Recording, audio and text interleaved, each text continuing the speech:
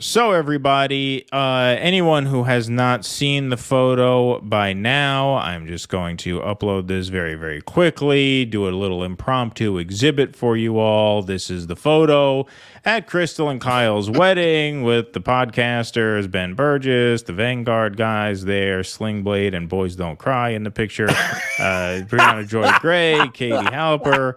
Shoe on head. I think that's Katie Halper's boyfriend on the left. I don't know who that is. That's a civilian, right? We don't go after families here. That's the rule, right? Yeah. Families stay out of it. And then there's Shoe on head, who I'd never heard of. I don't know who the hell that is. That's some Twitter I never heard of that person either. Don't know. But anyway, that's the picture. And of course, you have, obviously, in the circle there, Marianne Williamson, which was really the source of the controversy, since many in this photo, not all, but many in this photo, have been propping her candidacy up. And so this creates the impression that there's a bit of a conflict of interest in their coverage, which I think is a totally reasonable thing to think, seeing that they are, palling around with her, taking pictures at a wedding, and then they're going to go home and they're going to create YouTube videos and monetize those videos about how Marianne has a chance here because the New Hampshire voters are pissed at Joe Biden, right? And so, a few different outlets called these guys out about this. Most prominently, our friends over at the Revolutionary Blackout Network saw the same sort of conflict of interest that we did. My original take, for those of you who missed it, was not so much that there is a current conflict of interest, but that there is a potential conflict of interest should Marianne's candidacy take off. And what's most damning to me about this is that Krystal and Kyle surely know that if Marianne catches fire, the fact that she's seen palling around at the wedding of the two media figures who are most aggressively promoting her candidacy, that would at that point be perceived as a conflict of interest. And so what that tells me is that Krystal and Kyle know she's never going to get to that point, which is why they figure no harm, no foul, let's invite her. Which proves what we've been saying the whole time, which was they know Marianne's candidacy is DOA, but they're pushing it in order to drive engagement on their channel to give their audiences a hero story to root for during the campaign season, even though it's obviously doomed to fail. Anyway, Briahna Joy Gray invited her friend Katie Halper on to commiserate about being trolled, I guess. That was the point of this episode, was to, just complain in public that some people were being mean to them. Like, I'm not quite sure what the rationale for this was, but we're going to play a clip of it in just a second. Russell, go ahead. Yeah, I just want to make something clear before we move on. Neither us nor Revolutionary Blackout Network, I can't speak beyond that. I haven't seen anyone else's take, but I think generally, I don't think anybody is saying, as, this is kind of a straw man argument I keep hearing. Well, what? You're holding people accountable for going to a wedding? No, man. If Krystal and Kyle, for God knows what reason, sent us an invite, we would have gone.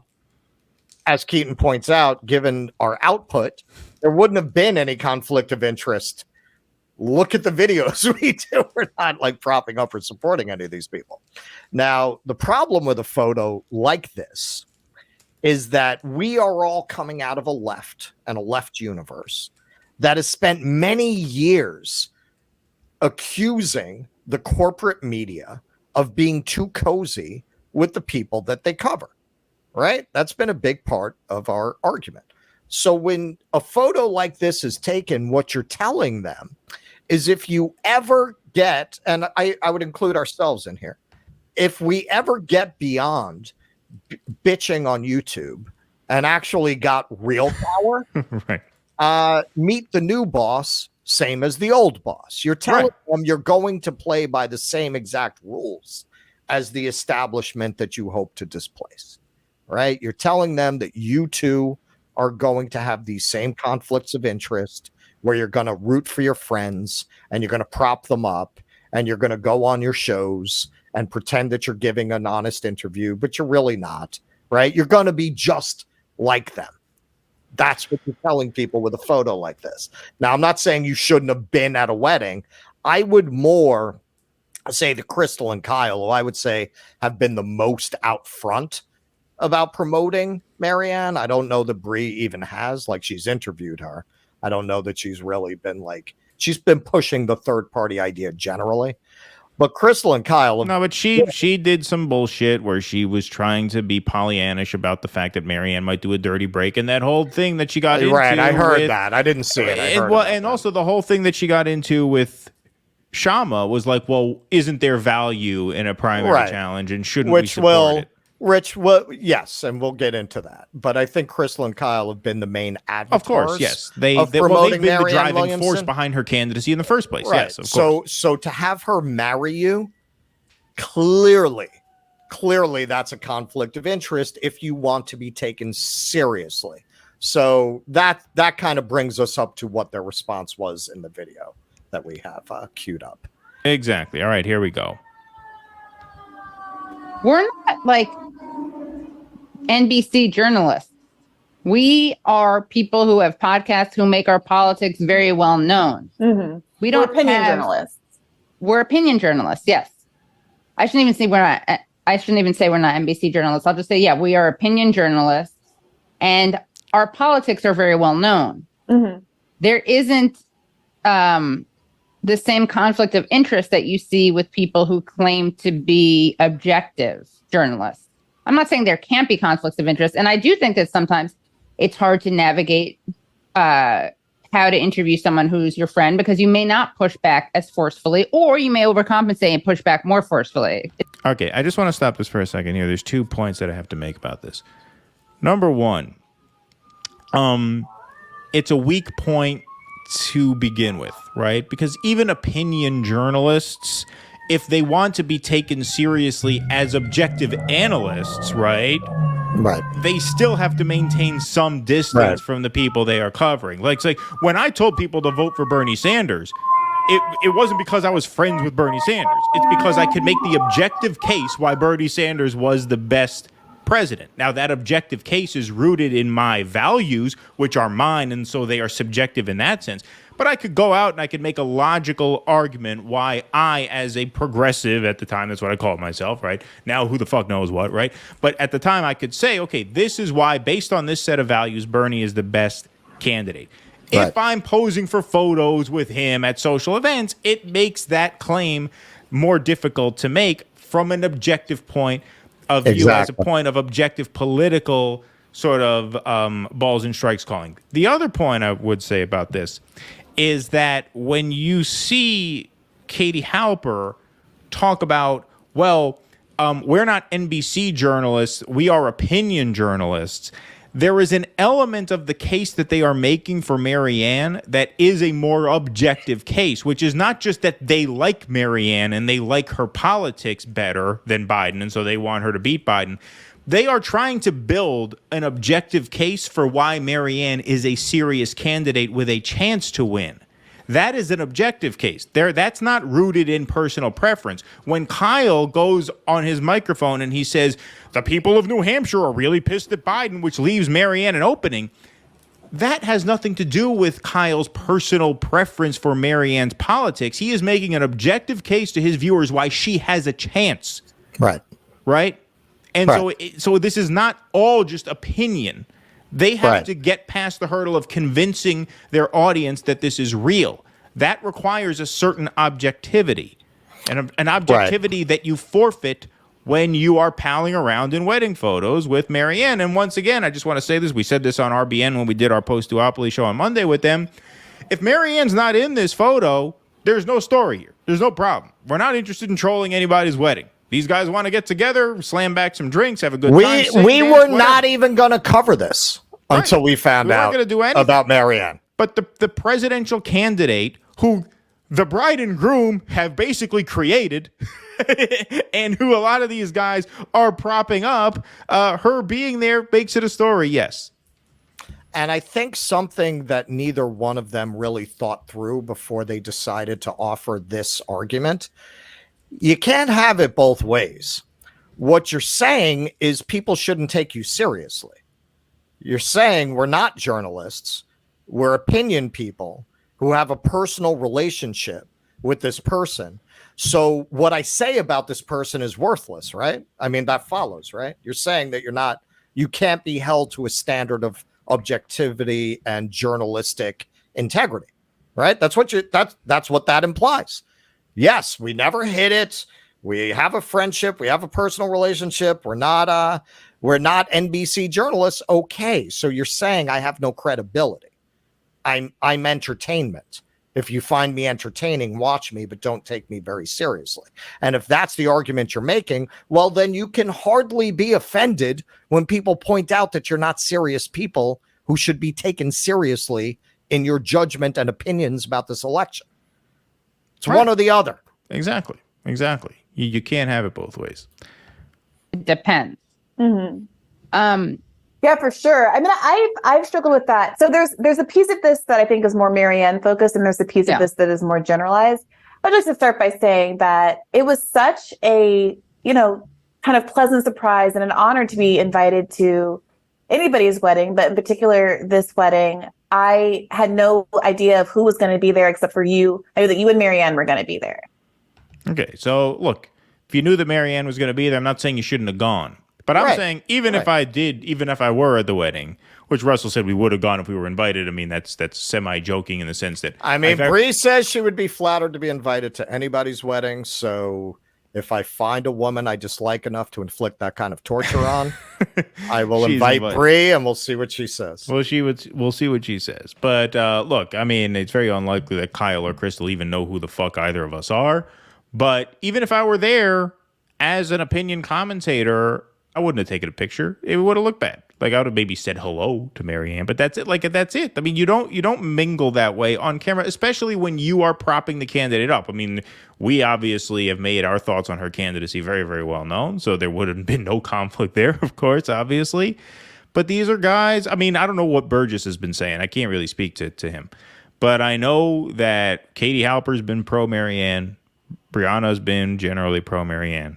Vanguard guys have been extremely pro Marianne. And so they're at the bride and groom's wedding there who, yes, I mean, I'm sorry, as RBN did say, they more or less recruited her into the race to begin with, right? She's her pet candidate. She's their pet candidate, basically. And so that's where you have there. Now, that was the clip that Briahna tweeted out. Then when she published the full video, or at least what she was making available to the non-paid subscribers, which was the video that she put up on YouTube, there came an interesting point where Katie Halper took issue with some people who felt that Katie and Briahna's class positions were compromising them in some way. So let's take a listen to this. This is kind of interesting. There's another problem I have with this analysis, which is that it's very reductive to identity politics in a way that I think really cheapens the debate, and it makes it so you can't really say anything because people will say these people are wealthy. They don't have your class interests. Oh, you're saying the class identity politics. The class identity politics, yeah. Look, but here's the thing, though. But here's my problem with that. There are lots of working class people who are to the right of where you and I are. Of course. And it's just not it's not something that you can just say, just like with race, you can't do that either. Okay, but there are working class people who are to the right of where a lot of left-wing people and left-wing commentators are. That's absolutely true.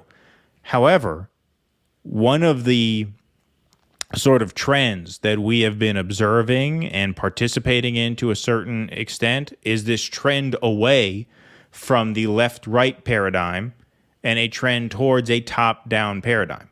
So in other words, we are more forgiving of working class people who may be to our right than we are of progressives in good standing who may have a class interest or a class position that leads them to perpetuate certain narratives and promote certain dynamics, i.e. the two-party system, the inside the Democratic Party route, that we feel are at best a dead end for working people and at worst hostile to the hopes, aspirations, and needs of working people. So the fact that, a well-to-do person who espouses Medicare for all, but also tries to, sheepdog us back into the Democratic Party through one of these failed vanity primary campaigns, be it Marianne or RFK, yeah, we're going to view them more harshly than we would a working class person who is perhaps to our right on those kinds of issues. And so that's where I think she just has the dynamic wrong, right? I think she's confused in the dynamics that are actually of importance to, look, I won't speak for anyone but myself in that, but that's the way I see it. I'm not going to speak for other channels or other commentators. I'm sure RBN will have plenty to say about this themselves, so I won't put words in their mouth. Nobody has ever had to speak I'm not up for betting those on guys. them to be quiet about this. Yeah. Okay. Tusker actually sent me a bit of communist theory from 1934. And she's in the studio now. I'm going to admit Tusker soon. I just want to get through this video, but hang in there. But she was very surprised that I was willing to read communist theory. I told her I'll take wisdom wherever it comes from, man. I'm not picky.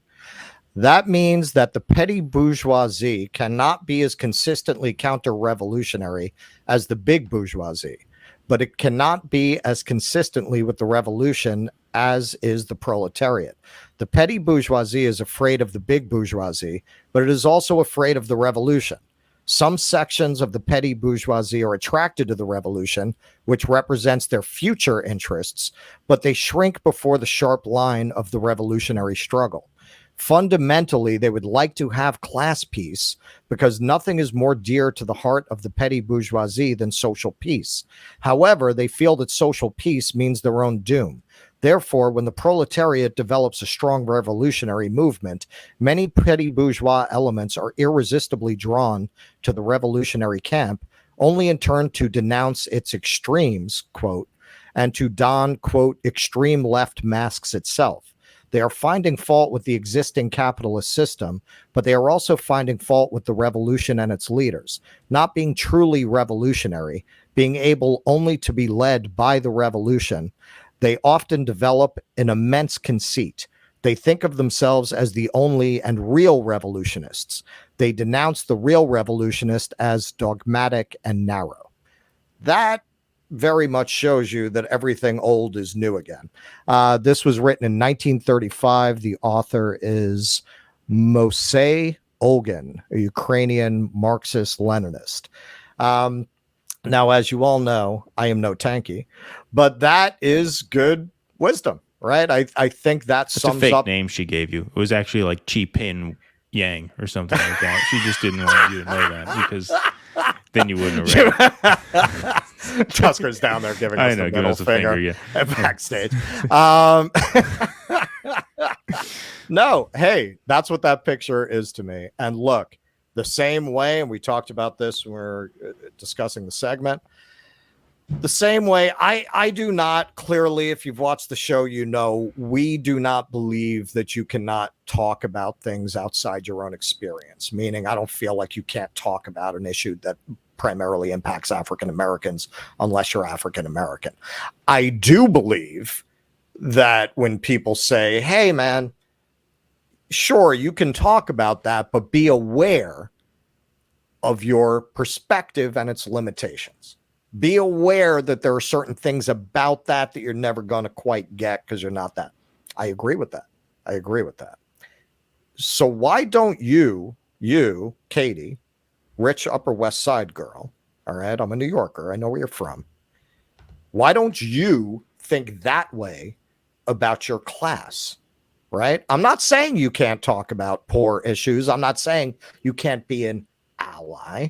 I'm not saying you've taken some stances I love. In fact, most of the time, actually, you still have a certain class perspective that colors some of what you say and what you think. And this is a perfect demonstration of that, as we will get into a little more. But just as if somebody from an identity group I'm not from said to me, hey, man, you might not be getting all this because you don't have my perspective, I'd say, yeah, that's true. That's true of you. That's true of you. That's true of your class perspective. You don't know what the rough side of town is like. You've never been to it and you're never going there. So have a little humility when you're speaking on these subjects. There are things about it, as well-intentioned as you might be, that you just don't understand and you never will. Yeah. And look, I'll just say, I've never really been there either. I grew up in a middle-class household, not a working-class household. My parents were basically street peddlers. They made handmade glass beaded jewelry. No, that's what they did. It's very Jewish. In San Francisco, it's like old school Lower East Side. In the 80s in San Francisco, you could get a street vendor permit to sell jewelry in San Francisco for $80 a year, right? $80 a year. You could set up, anywhere you wanted and sell. And that's what they did. And then they put together a literal mom and pop wholesale jewelry business where they would sell jewelry to stores and they would do craft shows every once in a while. If they had reached their prime earning years in any other decade but the 90s, they wouldn't have had a middle class income. It would have been a working class income because they happened to do this in the 90s when you could actually make a middle class living doing that. I grew up middle class, not upper middle class, not lower middle class, dead middle. Neither of my parents graduated college. Of my 5 aunts and uncles, only one graduated college. None of my grandparents graduated college. So we probably have a little bit of that working class ethic in us. But I did not, full disclosure, grow up not knowing if I was going to eat next week. I don't have that experience. And the fact that I don't have that experience gives me, as Russell said, a humility when talking about this, which is why I sound like I do have that experience oftentimes when I talk. Sorry to disappoint you guys in the audience that I don't. But my point is, yes, you don't have to live a certain thing if you have humility when discussing a certain thing and able to empathize with people who are in that situation. And your capability of sort of fully grasping with that and fully empathizing with that does become diminished as your experience distances itself from that lived reality of poor and working class people. All right, so let's keep going. It's not a one-to-one thing. You can't just say, okay, this person is working class, so they speak for all working class people. Because you will have working class people who really disagree with these people. Like you will have Black working class people disagreeing with Black working class people. So the idea that there's this monolithic voice, I think is really problematic, and also is something. But no one's accusing you, Katie, of having the wrong opinions on X, Y, or Z issue. We're talking here about tactics, right? We're talking here about what is the way forward for a working class movement that realizes the hopes and aspirations of working people. And if you're up here creating podcast content that you're monetizing under the premise that Marianne Williamson's candidacy is worth supporting, and isn't it unfair that the Democrats are screwing her out of a debate? Let's make 11 videos about that, screaming about that, getting people riled up about that. That is a dead end for working people. It's not a dead end for you or your channel. You're growing off of that. You have an interest in doing that. You're very successful at that. That's why you have a lot of money in the bank now, right? This isn't to say you can't speak on these issues, but it is to say that you are going to be scrutinized because of your position and how you got there and how you continue to go from where you are now to that next echelon up the ladder. And frankly, it also says a lot that of those of you who are basically declared, none of you have picked RFK Jr. You've all picked the more palatable, less threatening to the establishment, more Hollywood Marianne Williamson. None of you went with the radical. And I'm not saying, look, there are things I don't agree with RFK Jr. about, but I agree with him about more things than I agree with Marianne Williamson, primarily Ukraine. He's got the right position on Ukraine. That doesn't really matter to you. That says something about you. What is it about your class perspective that attracted you to the candidate that the establishment will find least threatening? Not one of you motherfuckers went for RFK Jr. Why is that? Ask yourself that. Ask yourself that. Katie, I think you're an honest actor. Bree, you too. Ask yourselves, why Marianne and not RFK Jr.? Why? Right. All right, let's go. Thing that no one wants to address because no one wants to be like, well, I'm not that rich. I am rich, or I'm not rich. And it's like, well, if you don't consider that rich, then that shows how out of touch you are. And also there were people at the wedding who were not rich, who were being called rich. I'm taking myself out of the conversation because that's a losing proposition. I honestly, I don't have a dog in that fight. If people I feel the same way. If people don't want to trust me or you or anybody because of an admitted but fully disclosed relationship with someone like Marianne Williamson, I think that's perfectly legitimate. Look at it. Look at everything that comes out of my mouth about her with skepticism. I think that's perfectly legitimate. And it is also true that my class interests don't align with many of the people whose political interests I happen to share, because I think of myself as a class trader. I think of myself with shallow, non-generational wealth and someone who is invested in the interests of everyone else in my family who hasn't had the same level of opportunity that I have had. However, that class analysis is fair and real, and you should be looking at the things that come out of my mouth with skepticism as well. On that front, I have no problem with that. The problem that I have is if you don't actually make a case. So if you said this take is a take that is informed by having these divergent class interests, then make the case for that. Well, that's okay. So that's exactly what we're doing. And Katie, you want an example of what I'm talking about? Maybe when you're talking about class and poverty, don't be drinking a martini and munching on the olives. Okay, that is a choice that somebody who understands poor and working class people would not make. That's a good example of how your privilege is invisible to you. Because the fact that you didn't even think twice about munching an olive and go, well, a lot of poor people disagree. But okay, we have that exhibit, unless you wanted to say something. Yeah, I would just like to say one thing, because, look, I don't want to make this segment a sort of polemic rant against these two. Yeah. Like I don't, and I don't want to say that, look, once you reach a certain level of wealth, you can no longer talk about political issues or left-wing or working class issues. That would be a ridiculous thing to say, if we ever get successful, even close to the way they are successful in this game, what would we want people not listening to what we have to say anymore simply because we're making a little more money at it? No, we wouldn't. However, what I would fully expect, I may be doing the show with the Duomo in the background. Yeah, right. But you can still take me seriously about class issues.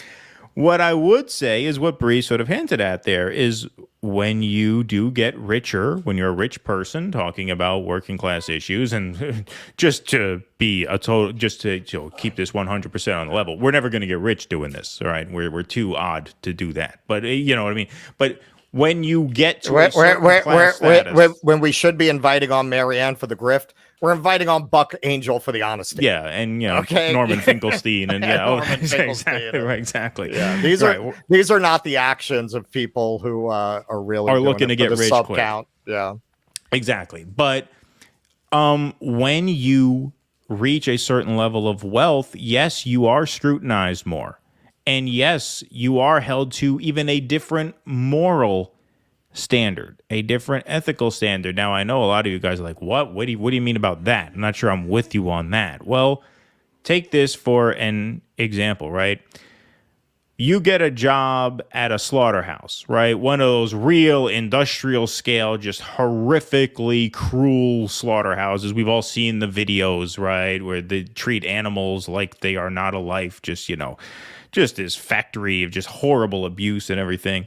If a poor or a working class kid takes a job at a place like that, we don't judge them in the same way that we would a rich kid who doesn't really need the job taking the job at that same place, right? Because then you got a serial killer. The situations are different, right? The situations are different. A poor working class guy takes a job at a place like that. You say, well, I mean, it's a horrible way to make a living, but he's got to make a living somehow, right? You can't really judge him for that. Rich kid does it, who doesn't need the money or whatever, can do a paper route or whatever the fuck they do. You say, well, what does it say about you that you chose this job when you didn't have to, right? Well, you obviously have to be aware that your audiences are going to make these considerations, and I do. Like the fact that Kyle is up there at 980,000 subs, making a lot of money on YouTube every year. What was it, 2 million the number was? 2 million, yeah. And you're out there peddling this Marianne shit. Yeah, that is worse. That is morally worse than the idealistic kid who gets involved in the Marianne Williamson campaign because they think they're onto something, right? Like, and we get some of those we giving judge us that, pushback, right? You know, right? Exactly. Like, you make those judgments, and so it's not that you can't speak to these issues once you make it or once you get rich, but people are, especially, I mean, if your brand, if your game, if your hustle is class politics, then yeah, you should be prepared to get some skepticism along those lines once you reach a certain class yourself, or if you're born into that class yourself, and you are espousing a certain politics that at this point, and this is the critical part of this, at this point has been exposed for a dead end. And the Marianne Williamson candidacy is such a transparent joke. It's such an unserious endeavor that if you are ginning this up as a successful content creator, a very successful content creator, and you're doing so with knowledge that it's not really going anywhere, as Krystal and Kyle must know, or else they would not have invited her to the wedding because they knew this would be a conflict of interest if her campaign ever did take off, then yes, people are going to look at that with skepticism, to put it mildly. They're going to think, what the hell is going on here? You recruited this person into the race. You're making thousands and thousands of dollars off of her candidacy, even though it's only, a few weeks old at this point. And now she's officiating the wedding. And now this whole circle of content creators around you, with sort of similar politics to you, who are also kind of getting in on the Marianne campaign grift, now they're posing for photos with her at the wedding. Oh, yeah, this does give the impression that, as RBN said, it's a big club, right? I mean, that's the impression that creates. I'm sorry. Like, I'm not trying to beat up on you, but that is what it creates, yeah. Yeah, and to be clear, and whenever I say things like this, it's very interesting, and this is what Keaton means by we're too odd to get rich doing this. You got a lot of people, not most of our audience. I love the audience we've cultivated. You get a few of these fucking two online freaks who, if you express any nuance about any of these figures, they have a heart attack, right? Like if you don't hate somebody enough, if you go too easy on them. I had somebody today complain that months ago I went too easy on Krystal, so they're going to cancel their subscription. Yeah. I said, how are we going to pay for our whiskey and horse? Yeah, right. Exactly. Yeah. We need that money. So there are going to be people who take exception to what I'm about to say. So Kyle is a straight out fucking liar. I did an entire video about it. I caught him doing it. I have the receipts. I laid it out. Straight out fucking lying grifter. Period. Does that mean he doesn't have any good qualities? I know they invited like cameramen to the wedding, which again, we don't really care about who got invited to the wedding, but yeah, sure. I'm not saying the guy is fucking, Pol Pot or anything. Tusker's probably friendly with Pol Pot's nephew or something. Tusker, by the way, get ready. I'm going to admit you in just a minute. I want to admit you before we put the exhibit up because you sent it to us. So don't go nowhere. All right, go ahead, Russell. Okay, so I'm watching Katie and Bree here. I think, honestly, legitimately wrestle with these issues. Like, I don't feel like they're bad faith actors. I feel, no pun intended. I feel like they're honestly wrestling with these questions. And that's why I'm taking the time to say, because, look, I don't know about Kyle and Krystal. I know Briahna has seen our show. And Katie probably has too, because we interviewed Matt. So I don't know if they're going to see this segment, but assuming that they are, consider the same way that you would never question if somebody who was queer said to you, hey, man, I appreciate you standing up for my community and speaking on my issues, but there's an element of it you're never going to get. I'm sure neither one of you would never say, what are you talking about? That's what I'm telling you about class issues. I'm somebody who grew up on welfare. I grew up on food stamps. I grew up with a single mother in a one-bedroom apartment on disability. Like a lot of people, man. People that you probably don't know. You probably have never really known people who have come up like that. But there are a lot more than you might realize. Or maybe you do realize. And maybe that's why you generally are on the right side politically. I do understand that with your class advantages, the easy thing to do would be to have sucked up to the MSNBC people. I get that you made a moral choice, right, to go in that direction. But what I'm telling you now is you do have certain limits on your perspective that is dictated by the limitations of your class, and just have a little humility about that and consider that maybe you don't think it's a big deal to guide people into wasting their time and their money on a completely pointless campaign for president, because you don't know what it is not to have the time or the money to lose. Think about that. Consider that that's where the backlash is coming from. Exactly. All right, I'm going to let Tusker in for this next portion. Tusker, how are you? Good to see you. How are you guys? Doing great. Doing all Good. right.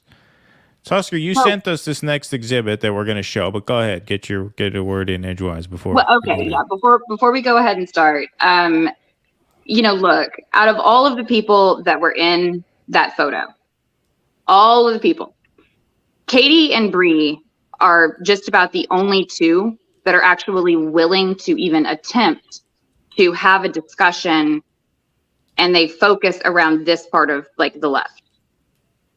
Krystal will wave you off. She'll call you names. She'll call you whatever, and then she'll move on. She'll say you're not a grown up. At least Katie and Bree were actually discussing it. Bree was trying to say, look, you should be skeptical. My class is, Right, all that right, stuff. right. So this is in no way at all an attempt to like super beat up on them. And also, I just want to remind everyone here, Frederick Ingalls was a factory owner and Lenin was a lawyer. Okay. PMCs can be class traitors, but the thing that they will always have an issue with is it just has to do with the relationship to the means of production that kind of separates you, and you have a tendency towards either left or right opportunism. That's it. It doesn't mean that you can't be sincere. It doesn't mean that you can't be a class traitor. Okay, that's what I want to say. I think these are probably the only two out of all of those people that are at all somewhat genuine. And Katie does great work with all her international stuff, and Bree really tries. Yeah, I think that's fair. So you sent us this message that Briahna posted, I guess, to her patrons or on YouTube somewhere, a response to a criticism. I fully respect your feeling this way. It's also true that I'm tired and demoralized. After doing episode after serious episode, I get this kind of feedback on the rare occasion I stray in the slightest and do a light topic. You don't care about my personal life. Does it occur to you that I do care about my personal life, that I might want to express myself more broadly on my own show, that it feels constraining and tiresome to have to perform a limited sliver of my personality for years while suppressing 99% of who I am? It sometimes makes me want to leave the space altogether. I'm just being honest. To be clear, you're completely entitled to feel the way you feel, and I'm completely entitled to find something to do with my life that makes me feel valued. Who knows what's next? Now, listen, people always talk about how Briahna is a Harvard-educated lawyer who could be off making big, big money instead of doing this. Well, that Bad Faith podcast makes a fuck ton of money. A ton of money. I don't even remember if I have this exactly right. I might be lowballing this because she took the patron subscriber count off of the public feed on the Patreon. Some patrons content creators can actually publicize and list how many subscribers they have, how much money they're taking in per month. But she's making tens of thousands of dollars a month doing a podcast. I mean, my brother is a lawyer. My brother was into that big corporate law. He just quit.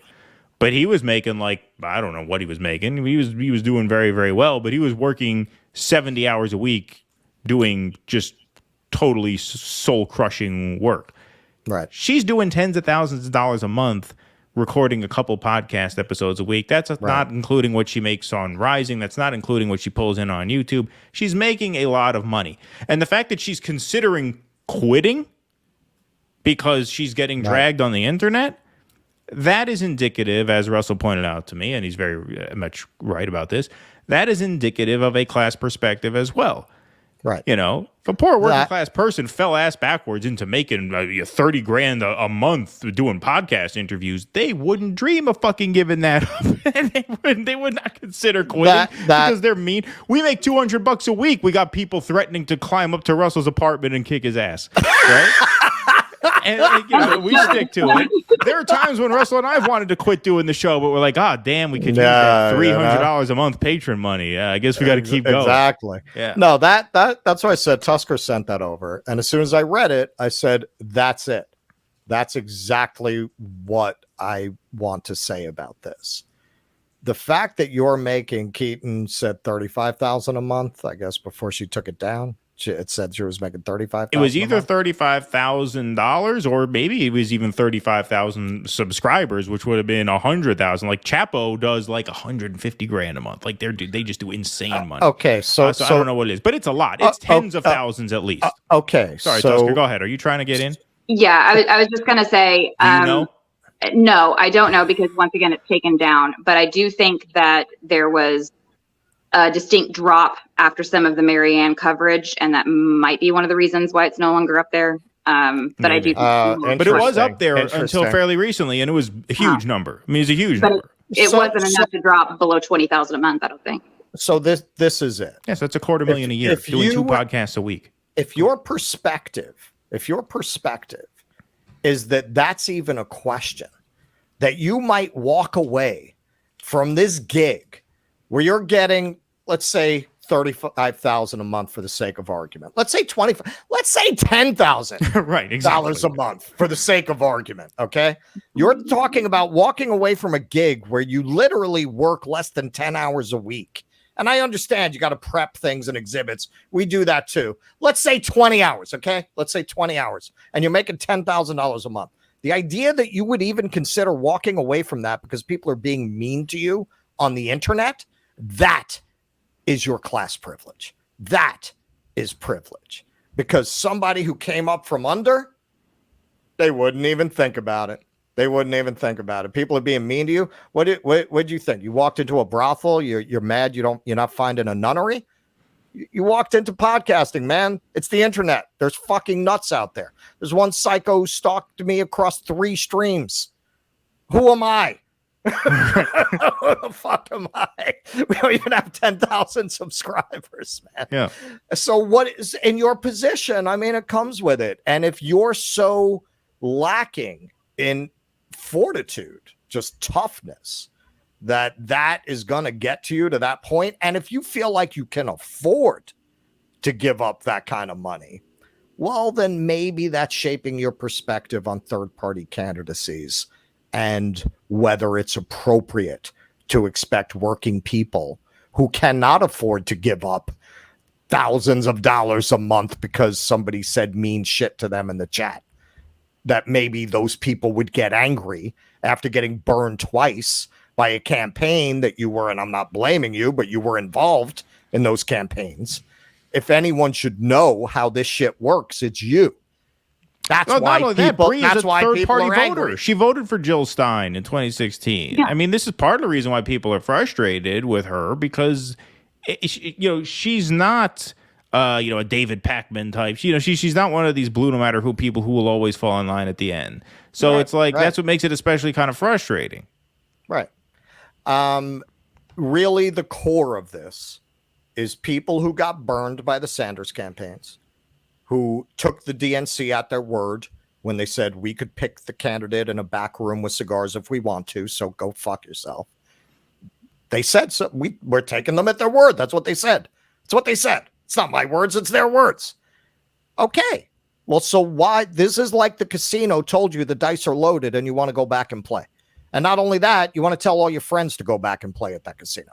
That's what's pissing people off. Or to loan you money. Or to loan you money to go back to the casino. Actually, you're right. That's a better metaphor. Exactly. So that's what people are mad about. People aren't getting. They're not mad about a wedding. They're not mad that you went to a wedding. This whole thing is really centered on the idea that you guys, some of you, are turning around and telling people who got burned very hard on the Sanders campaigns, who really had their hearts broken, are really disappointed, who also, if it had just been a fair thing, I don't think people would feel that way. I know I wouldn't. I'd say, let's try again, right? People found out the game is rigged. You can't win. The house always wins. And you're trying to tell them to keep coming back to the casino. That's why they're mad. That's why I know I mean, in this particular case, I don't feel like you guys are doing it for dishonest reasons. But I think you have a lot of class privilege that is blinding you to, you don't even understand what people are angry about. That's privilege. Right. So think about that. Please clap.